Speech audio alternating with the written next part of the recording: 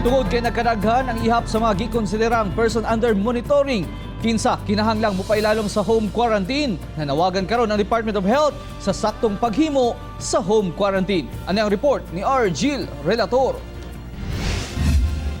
Gibutyag sa Department of Health nga dunay community transmission sa COVID-19 sa nasud. Busa palisuray na ang tracing. Automatic nga ikonsiderang person under monitoring ang individual kung gikan kini sa mga nasod nga dunay kumpirmadong kaso sa COVID-19 ingon man sa lokal. Busa ginapahimangnuan sila nga mag-home quarantine. DOH advises all travelers coming from the National Capital Region or Metro Manila who are without symptoms to undergo strict home quarantine for 14 days. Travelers from Metro Manila who are out of the region will be considered as persons under monitoring. Travelers from Metro Manila with fever and/or any respiratory symptoms will be considered as patients under investigation and are advised to seek medical attention from a health facility.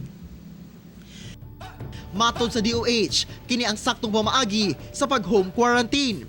Kinahanglang magsuot og medical mask ang PUM o galing dunay kauban o istoryahong tao. Sulod sa 8 ka oras lang, mamahimong gamiton ang mask ug dili pwede gamiton pagbalik o labhan. Ang PUM ug mga kaubanan sa balay, kinahanglang maghugas permi og kamot gamit ang tubig ug sabon. Sa Davao Region, ana sa 1009 ang under observation nga PUM sa karon. Sa Caraga Region, ana sab sa 1459 ang PUM. Yung 93 po, they already completed their isolation period. Then, meaning 1,366 na lang po yung still on monitoring. Sa General Santos City, gidayeg sa netizen pinaagi sa iyang post ang pagmonitor sa DOH nurse sa iyang mga kabanay nga gikan sa kauluhan kinsay konsiderang PUM. Sa text message, nakatakda ang home visitation sa nurse aron ma-monitor ang ilang kahimtang. Sumala sa netizen nga voluntaryong nisunod sa protocol ang iyang mga kabanay aron maprotektahan ang ilang kaugalingon ingon man ang ilang pamilya. Sumala pa nga walay si bisan si kinsang isog nga tao ang makapildi sa COVID-19.